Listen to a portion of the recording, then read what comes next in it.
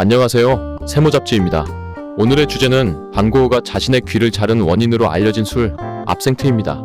네덜란드 출신의 화가로서 19세기의 가장 위대한 예술가 중 한 명으로 반드시 거론되는 빈센트 반 고흐에 대해서는 많이 들어보셨겠죠. 해바라기, 별이 빛나는 밤 등 수많은 명작을 남겼지만 그중 여러분이 가장 잘 알고 계신 작품은 단연코 귀를 자른 자화상일 겁니다. 고흐가 귀를 자른 후 그린 자화상은 두 점이 있는데 두 작품의 정확한 작품명은 파이프를 물고 귀에 붕대를 한 자화상, 그리고 귀에 붕대를 감은 자화상입니다.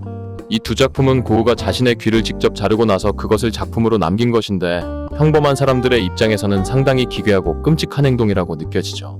흔히들 위대한 예술가와 관련해서 사차원이라거나 정신적으로 불안정하다는 이미지를 가지고 있는데 고흐가 그런 예술가의 이미지를 만드는데 크게 기여했다고 생각합니다. 고흐에 대해 이야기할 때 고흐의 정신병력에 대한 이야기는 빼놓을 수 없는 주제입니다. 미술사적으로도 고흐의 화풍이나 그의 작품 세계를 논하기 위해 고흐의 정신병력에 대한 연구는 빠지지 않는 중요한 주제이죠. 고흐는 자신의 귀를 자르고 그것을 작품으로 남긴 것 외에도 남들이 이해할 수 없는 행동들을 많이 했습니다. 고흐의 예술적 성과가 인정받기 시작한 것은 그의 사후이기 때문에 생전에 그는 화가로서 실패한 인생에 대해 자괴감을 갖고 있었고 항상 우울감에 시달리며 기괴한 행동들을 종종 일삼았죠. 종국에는 자살로서 삶을 마감하기도 했습니다. 고흐는 쇠약해진 자신의 몸과 정신을 견뎌내지 못하고 리볼버 권총으로 자살을 시도하죠. 그러나 총알은 가까스로 심장을 비껴나갔습니다. 때문에 즉사하지 않았고 가슴에 총상을 입은 채 피투성이가 된 몸을 이끌고 1.6km 거리에 있던 여관으로 와서 쓰러졌습니다.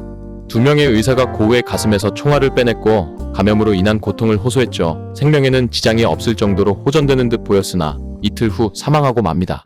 형의 소식을 듣고 달려온 동생 테오가 형의 임종을 지켰다고 하죠. 화가로서 고흐의 작품 세계, 그의 삶과 죽음에 대해 이야기할 때 빠질 수 없는 고흐의 정신병의 원인을 학자들은 예술가로서 그의 고뇌와 화가로서 만족스럽지 않은 성취 등으로 꼽았습니다. 그런데 혹자는 고흐가 즐겨 마셨던 술이 그의 정신병의 원인이라고 주장합니다. 그 술은 압생트라는 스위스 술입니다. 증류한 알코올에 아니스와 회향이라는 향신료, 그리고 향숙이라는 약초를 말리고 빻아서 넣은 후 그 혼합물을 다시 증류한 술로서 전반적으로 향신료와 쑥을 주재료로 삼은 술입니다. 여기에 다른 천연 재료들을 넣어 반투명의 에메랄드색을 띠도록 만들었죠. 이 술은 비주얼적으로도 굉장히 아름답고 신비한 느낌을 주며 45에서 80도에 달하는 높은 알코올 도수로 인해 당시 선풍적인 인기를 끌었다고 합니다. 특히나 고흐와 같은 예술가들이 많이 활동하던 프랑스에서 크게 유행했다고 하죠. 예술가들이 즐겨 마시는 술이라는 소문이 돌면서 예술가들에게 영감을 주는 원천으로 여겨졌고 녹색 요정 혹은 녹색의 악마라는 별명으로 불렸다고 합니다. 또한 이 술을 마시는 방법이 굉장히 독특하고 아름답죠. 먼저 압생트를 채운 잔 위에 숟가락을 걸쳐놓고 숟가락에 각설탕을 올립니다. 그리고 각설탕 위로 얼음물을 방울방울 떨어뜨려 각설탕을 녹여 마시는 겁니다. 이렇게 하면 압생트는 신비하고 영롱한 반투명의 녹색에서 뿌옇고 탁하지만 오묘한 우유빛깔로 변하게 됩니다. 좀 번거로워 보이기는 하지만 이런 특별한 제조 방법이 인기를 끄는 비결이기도 했습니다. 이런 방법으로 마시는 압생트를 압생티아나라고 합니다. 그리고 뒤에서 말씀드릴 짝퉁 압생트가 유행하면서 또 다른 음용법이 생기기도 하죠. 먼저 압생티아나와 같이 잔 위에 숟가락을 얹고 숟가락에 각설탕을 올립니다. 그리고 각설탕에 압생트를 붓는 겁니다. 압생트가 각설탕을 녹이며 타고 올라 잔으로 들어갈 수 있게 말이죠. 그렇게 술을 적당량 부은 후에 아직 다 녹지 않은 각설탕에 불을 붙입니다. 그럼 높은 알코올 도수의 술에 적셔진 각설탕은 아름다운 불꽃을 발산하며 활활 타오르죠. 그렇게 불에 녹은 각설탕을 잔 안에 들어있는 압생트와 섞어서 마시는 겁니다. 하지만 이 방법은 잔이 뜨거워져 깨질 위험이 있다고 하네요. 아무튼 빈센트 반 고흐는 이런 압생트를 거의 달고 살았다고 알려졌죠. 그런데 이렇게 많은 이들에게 사랑받으며 선풍적인 인기를 끌었던 술이 고흐에게 정신병을 가져다 줬다는 주장이 나왔던 이유는 뭘까요? 말씀드렸다시피 압생트의 주재료는 향신료와 쑥입니다. 이중순 쑥에 포함된 투존이라는 성분이 신경에 영향을 주므로 사람이 압생트를 음용하면 환각을 보게 되고 장기 복용하면 신경이 파괴될 수도 있다는 주장이 제기된 것이죠. 또한 앞서 언급한 것처럼 당시 프랑스에서 압생트는 큰 인기를 얻고 있었는데 제대로 된 재료를 사용해서 만든 진품 압생트와는 달리 빈민층이 마시던 싸구려 압생트는 원가 절감을 위해 각종 추출물과 화학 성분을 섞어서 만들기도 했습니다. 심지어는 더욱 선명한 초록색을 내기 위해 황산구리를 넣고 물을 부었을 때 일어나는 백탁 현상을 더 예쁘게 만들기 위해 인체에 위험한 화학 성분들을 넣기도 했죠. 여기에 평소 압생트를 마음에 들지 않아 하던 일부 의사들이 압생트의 부작용을 주장하는데 힘을 싣기도 합니다.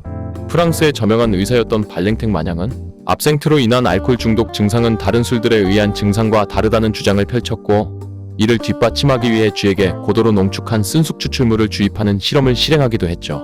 쓴숙 추출물에 함유된 고농도 투존에 노출된 쥐가 발작을 일으키며 죽자 발랭택 마냥은 압생트의 부작용은 쓴숙 탓이다라고 결론지었습니다.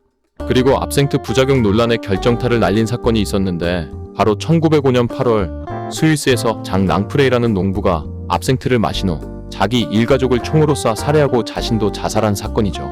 때문에 분별력의 약화, 충동조절장애, 분노, 흥분, 불면증, 발작, 환각을 유발하는 압생트의 부작용을 총칭하는 말로 압생티즘이라는 단어까지 생겨나기에 이릅니다.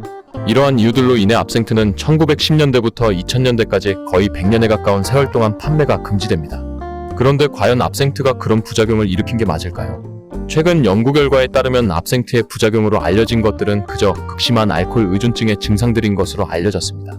투존이 들어간 쓴쑥은 다른 나라의 다른 술들에도 굉장히 흔히 쓰이는 재료이며, 투존 성분의 부작용이라 알려진 것들은 사실 알코올 의존증의 일반적인 증상들이라는 것이죠. 한국에서 흔히 자라는 쑥 또한 투존 성분을 함유하고 있습니다. 하지만 쑥떡이나 쑥차로 인해 환각을 경험한 사람이 있다는 얘기는 들어보지 못했죠.